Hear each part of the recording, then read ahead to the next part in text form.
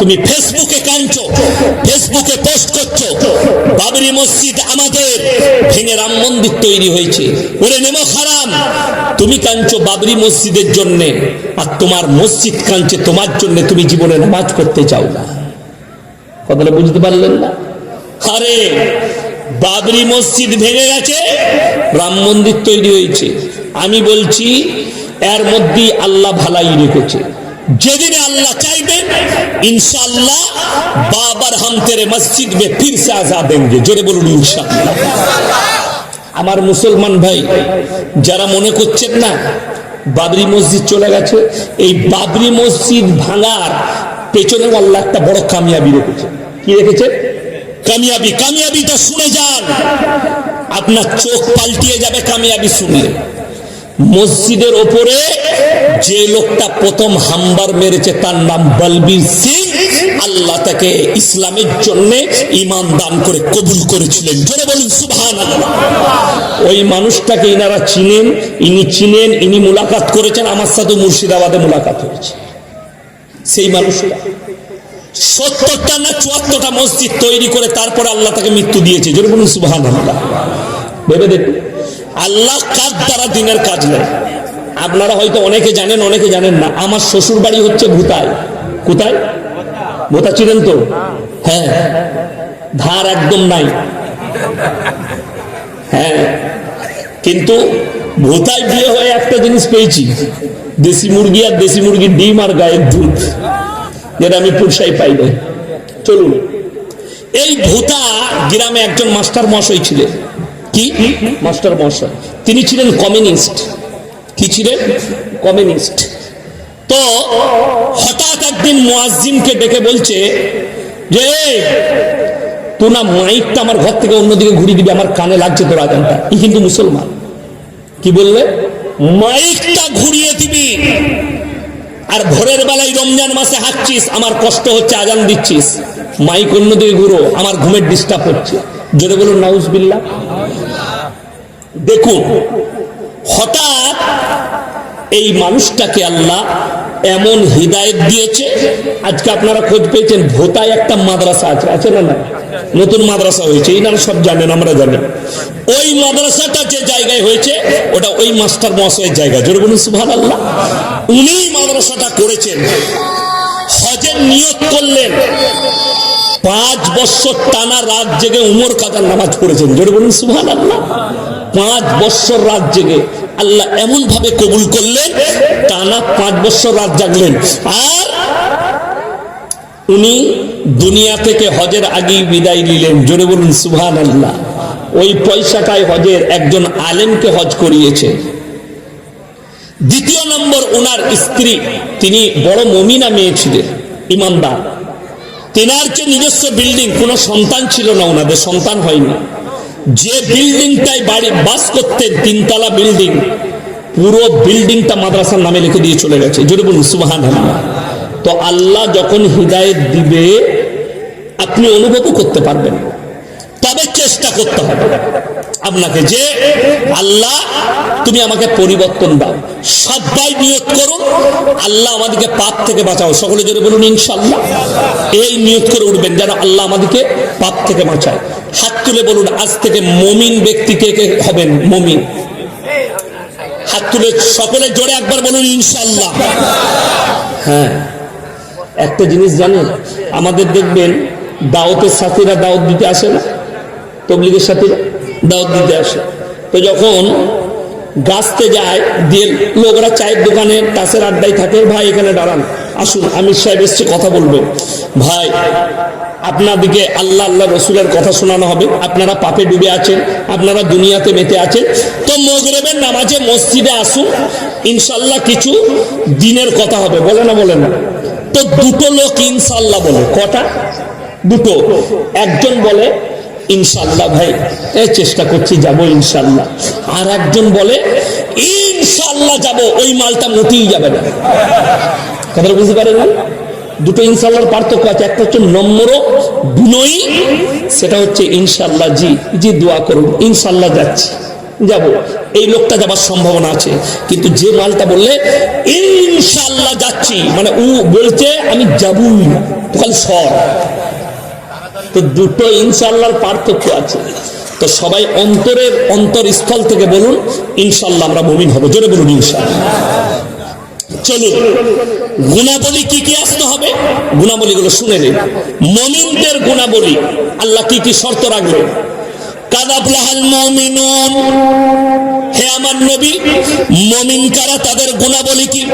এক নম্বর, মায়ের শুনবেন, এক নম্বর আখলাক হচ্ছে আল্লাযীনা হুম ফি সালাতিহিম খাশিউন, তারা যেন কি খুশু খুজুর সঙ্গে নামাজ আদায় করে, ধীর স্থিরতার সঙ্গে। আমাদের নামাজ কিন্তু বেশিরভাগ পাইকারি নামাজ, পাইকারি নামাজ না, পাইকারি নামাজ। রমজান মাসে কিন্তু, কালকে বলেছি জলসায়, রমজান মাসে 3 জন গাল খায় মসজিদের, ইমাম, মুয়াজ্জিন আর হাফেজ সাহেব। যে তারাবি শুনাইছে, যে মুয়াজ্জিন হাঁকে সে, আর যে ইমাম নামাজ পড়াইছে, 3 জন গাল খায়। তাদের কাছে, মুক্তাদিদের কাছে। কখন কখন বলে দিই। রমজান মাসে প্রথম নম্বর যে গালটা খায় সেটা হচ্ছে সাহরির সময় মুয়াজ্জিন হাঁকে। দেখবেন যখন বলে দেয় আর মাত্র 3 মিনিট সময় আছে, আপনারা তাড়াতাড়ি সাহরি খেয়ে নেন, তখন যারা বিড়িখোর, গুটখাখোর আর সিগারেট খোর আছে তারা বলে ইমাম সালাম মুয়াজ্জিন হারা নিবে, আর মাত্র 3 মিনিট আছে, তাদেরকে বিড়িটা দেবে। জানে না, জানে না কষ্টটা কোথায় জানেন? আপনি হুজুরের কাছে ফতোয়া লিখছেন, মসজিদে ইমামের কাছে, হুজুর বিড়ি সিগারেট খাওয়া কি? হুজুর বললে মাকরু, ও তার মানে চলবে, দে চালা। কথা বুঝতে পারেননি? হ্যাঁ, তার মানে চলবে। আচ্ছা, যদি হুজুর মকরু বলার কারণে যদি আমভাবে আপনি খেতে লাগেন, তো আপনাদের ইমাম যদি কাল থেকে সিগারেট খায়, ধরলেন আমি জলসা করছি, এখন আমি বললাম আমার মুখটা চাটছে না, দিলদার ভাই আমার লেগে 1 প্যাকেট স্পেশাল সিগারেট নিয়ে আসো, তা আপনারা কি বলবেন? একে দাওয়াত দিলে সিগারেট খাচ্ছে আর বায়ান শোনা যাবে? কথা বলে, ইমাম যদি সিগারেট খায় কালকে তাড়াবেন না? তাড়াবেন না। ইমাম খেলে হারাম, আমরা মৌলবীরা খেলে হারাম, আর তোমরা খেলে হালাল, মকরু। তুমি মকরুটাকে ধরে নিয়েছ, খেতেই হবে, কোনো অসুবিধা নেই। আরে বাবা, অভ্যাসটা ছাড়াবার জন্য উলামারা বলেছে মকরু ভাই আস্তে আস্তে ওটা থেকে কন্ট্রোল করলে ভালো, ঠিক কি না? কথা বলে। আচ্ছা, কাঁচা পেঁয়াজ খেয়ে মসজিদে যাওয়া যাবে? কথা বলে না, কেন? মুখে দুর্গন্ধ আসবে। আর বিড়ি সিগারেট গুটকা খোররা গেলে মুখে সেন করবে না তোর মতো, তাই তো?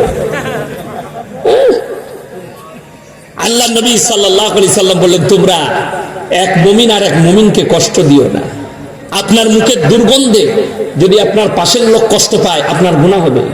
নবীজি নিষেধ করেছেন, কষ্ট দিও না, তোমরা মুমিন হতে পারবে না। তো পেঁয়াজ খেয়ে গেলে আমার ভাই যদি কষ্ট পায়, তো আপনি বিড়িখোর, সিগারেটখোর যদি এই মুফতি সাহেবদের পাশে দাঁড়ান, এরা কত খুশি হবে। আপনার মুখের দুর্গন্ধ, এদের কথা, আমাদের কথা, মুসল্লির কথা ছেড়ে দেন। সর্বপ্রথম যে কষ্ট পাবে সে কে জানেন? কে? তোমার বিবিকে জিজ্ঞেস করবে। যারা বিড়িখোর, সিগারেটখোর, গুটখাখোর আছেন তারা বউকে জিজ্ঞেস করবে, আমি বিড়ি, সিগারেট, গুটখা খাই, তোর মুখে চুমু খেলে তোকে কেমন লাগে? ও বলবে আটকুয়াল বেটা, তোকে ঝাঁটা মারতে মন যায়। এটা মনে মনে বলবে, কিন্তু কিছু বলতে পারবে না।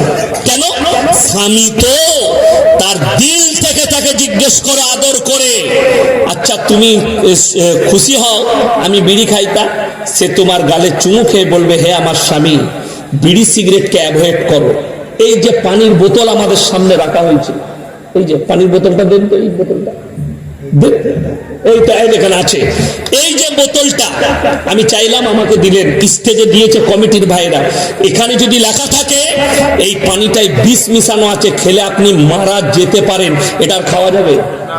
খাওয়া যাবে না। আপনি এটা বুঝে গেলেন, বিষ মিক্স করা আছে, খেলে মরে যেতে পারি, আর খাওয়া যাবে না।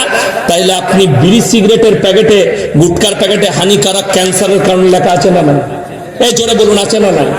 তাইলে তুমি জেনে শুনে যখন খাচ্ছ, তোমার বিবেককে জিজ্ঞেস করেছো, তুমি তোমার জীবনে শুনেলে যারা বিড়ি খায়, সিগারেট খায়, গুটখা খায়, গাঁজা খায়, মদ খায়, নেশা করে, এই ব্যক্তিদিকে বলে যাচ্ছি তোমার সর্বপ্রথম শরীরের যে ক্ষতিটা হবে, তোমার যৌবনের ক্ষতি হবে, তুমি লক্ষ্য করবে যৌবনের ক্ষতি।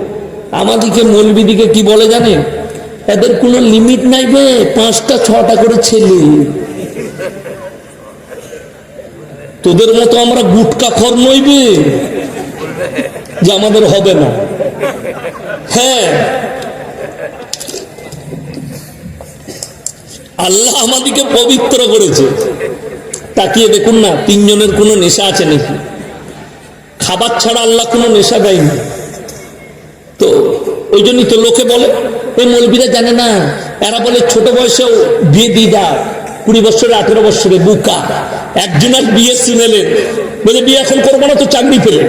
38 বছর বয়সে চাকরি পেয়েছে, 39 বছর বয়সে বিয়ে করেছে, আর 41 বছর বয়সে একটা ছেলে হয়েছে। ছেলের বয়স হয়েছে 4 বছর। 41 আর 4 কত?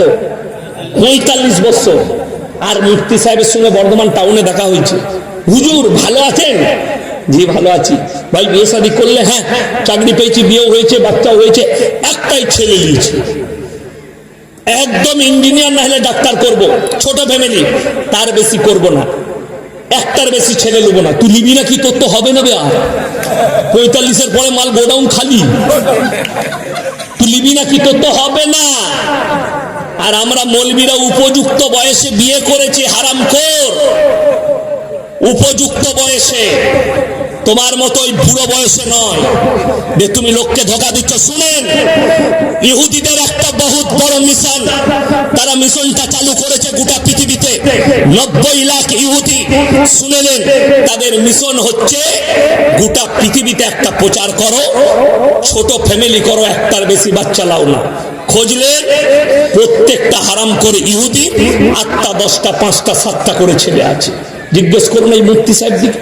অথচ তারা আপনার ব্রেনে ঢুকিয়ে দিচ্ছে ছোট ফ্যামিলি। যেমন আমাদের দেশে শুনেলে অভিজিৎ গাঙ্গুলি হাইকোর্টের জজ, তিনি কয়েক হাজার চাকরি বাতিল করেছেন না করেননি? আমাদের দেশের কিছু লোক আছে, তারা বিটির বিয়ে দিলে কি খুঁজছিল শুনে, ছেলে চাকরি করেনি কি দিবি? বলে হ্যাঁ, একটাই ছেলে চাকরি পেয়েছে, কিন্তু এই তো জানে না ও চুরি করে চাকরি নিয়েছে, ওটা জানে না, চাকরি পেয়েছে। বাবারে, স্কুলের মাস্টার জামাই, গর্ব করে চাই দোকানে বলছে আমার স্কুলের মাস্টার জামাইবে। হ্যাঁ, আর যখন চাকরিটা চলে গেছে, ইন্দুর মারা বিষ খুঁজে বেড়াচ্ছে অনেক জনা করে। বড় কষ্ট লাগে। তুমি টাকাই লুবি, টাকার জন্য দিয়ে দাও। শুনে নেন, আপনারা বলুন, উলামারা, আমরা বলবো না। ঘুষ খাওয়া কি কথা বলে না? হারাম। ঘুষ দেওয়া কি হারাম।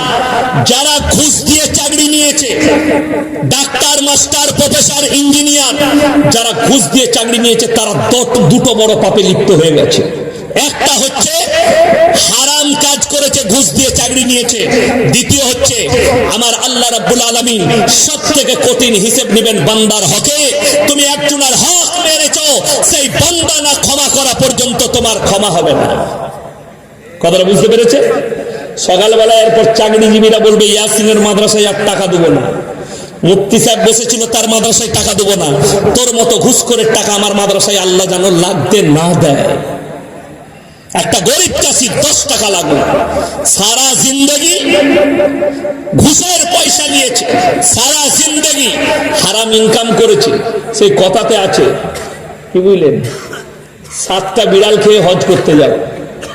কি বুঝলেন, সারা জিন্দগি হারাম খেয়েছে, হজ করে চলে এলো, লম্বা জামা তসবি লাগিয়ে ফাঁস কাতারে বসে এখন হজরত ফতোয়া দিচ্ছে, আর ওর গোটা জিন্দগিটা হারাম ঢুকে আছে।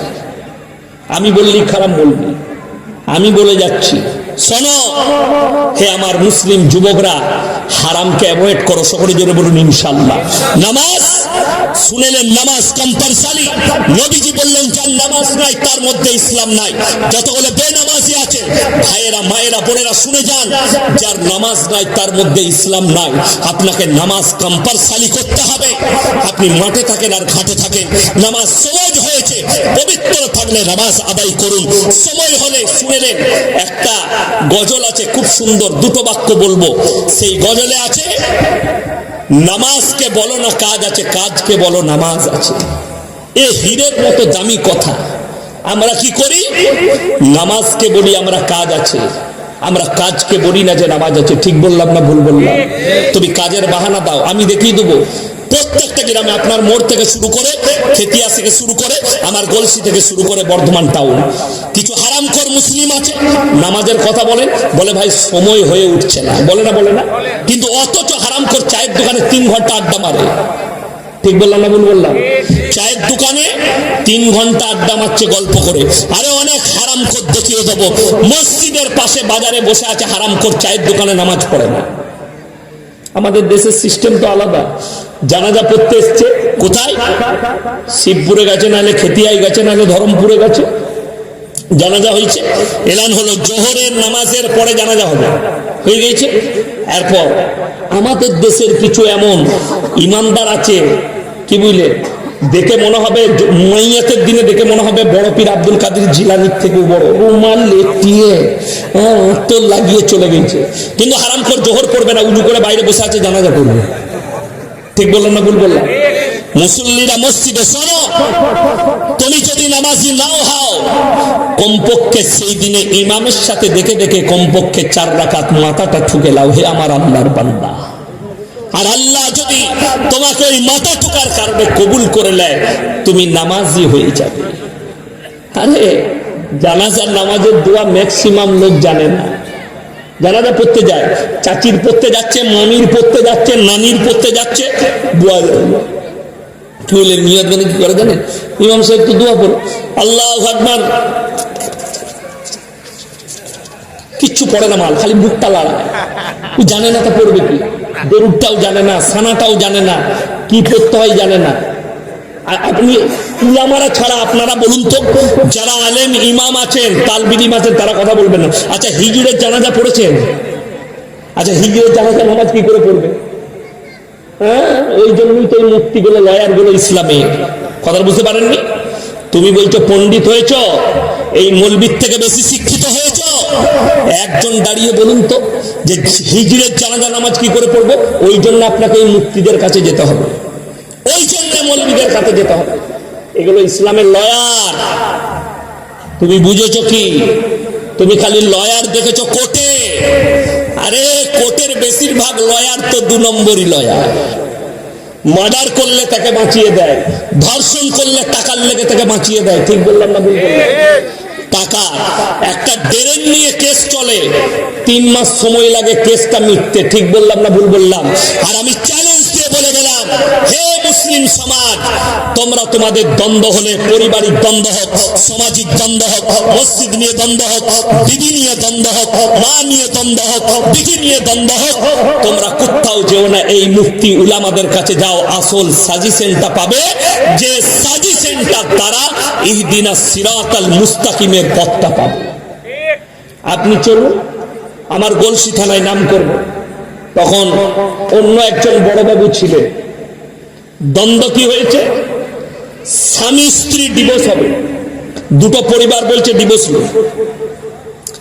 একজন মুসলিমদের অফিসার ছিলেন, আমাকে বললে হুজুর আসতে পারবেন একবার থানায়? যাব, আমাকে ঘটনাটা শোনাবে। আমি বললাম স্যার, প্রথমে পার্সোনাল স্বামী স্ত্রীকে ডাকেন, ছেলে আর মেয়ে এলো, বাচ্চা হয়নি, কিছুদিন বিয়ে হয়েছে, তাদের পরিবারের লোক বলছে আমরা একজন করে যাব। থানার অফিসে বলে আমি ডেকেছি, তোমরা বাইরে চলো। দরজা বন্ধ করে দেওয়া হলো। তাদেরকে একটা ঘটনা বলা হলো। তাদেরকে আমি জিজ্ঞেস করলাম ছেলেটাকে, তুমি কি মেয়েটাকে চাও? মেয়েটা বললে জি, আমি অন্তর থেকে ভালোবাসি। ছেলেটাকে বললাম তুমি কি মেয়েটাকে চাও? বললে ওকে না পেলে তো আমি মারাই যাব। আমি বললাম স্যার, দুজনার মহব্বতটা দেখলেন, এরপরে সূত্রটা খুঁজেন কোথায় আছে। সেই দুজনকে ওই কামরায় ব্লক করে দেওয়া হলো, পরিবারকে ডাকা হলো। কি বুঝলে, দুদিনের বা পেয়েছে, ঠিক মনে হচ্ছে দুটোই এড়ে গরু। কি বলে, কি বলবো বলবো, জিজ্ঞেস করে। আমি বললাম ওদিকে জিজ্ঞেস করবো না, তুমি কি চাও? ও মেয়েকে ভাত খাওয়াবো না, ছাড়লু।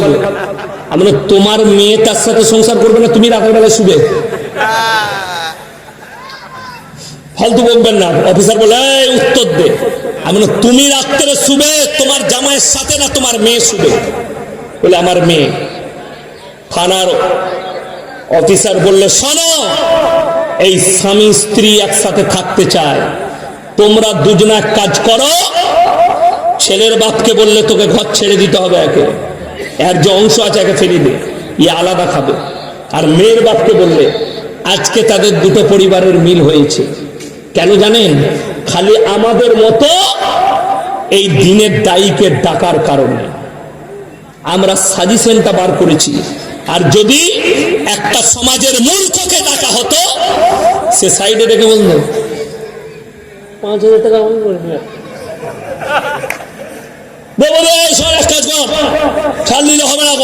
কত টাকা তুমি দিয়ে দেবো, বিয়েতে কত খরচ হয়েছে, হারামখোর টাকার লেগে স্বামী স্ত্রী ডিভোর্স করিয়ে দিলে পরবর্তীতে সেই ছেলে মেয়ে কোথায় যে ছুটে বেড়ায় তা আল্লাহ ছাড়া কেউ জানে না। তারা জিনায় লিপ্ত হয়ে যায় আবার ঘুরিয়ে। আর এইগুলোর জন্য পাপী হচ্ছে তাদের পরিবার। বড় কষ্ট লাগে। চলুন, নামাজ কম্পালসারি সবাই পড়বেন, জোরে বলুন ইনশাআল্লাহ। নামাজে মনোযোগ যদি না আসে, আমার নবী বিশ্ব নবী বললেন ফাইন্নাহু ইয়ারাক, তোমরা মনে মনে ভাববে, নামাজে দাঁড়ালে মনে মনে ভাববেন আমি আল্লাহকে দেখতে পাই বা না পাই, আমার আল্লাহ আমাকে অবশ্যই দেখছেন। মনে মনে ভাবো। যারা পাপে লিপ্ত আছে তাদেরকে বলবো ইস্তেগফার করে যদি বলেন হে আমার যুবক, হে আমার যুবতী, পাপ মুক্ত জীবন গড়ব, আমি অনুরোধ করে যাব 40 দিন তাহাজ্জুদের নামাজ পড়ো টানা, পাপ মুক্ত জীবন হয়ে যাবে। হে আমার যুবক যুবতী, এই মোবাইলটাকে তোমরা হারাম করে দাও। মোবাইলটা কি করবে? হারাম করে দাও। রাতের অন্ধকারে বেশিরভাগ যুবক যুবতীরা পাপে লিপ্ত হচ্ছে মোবাইলের দ্বারা।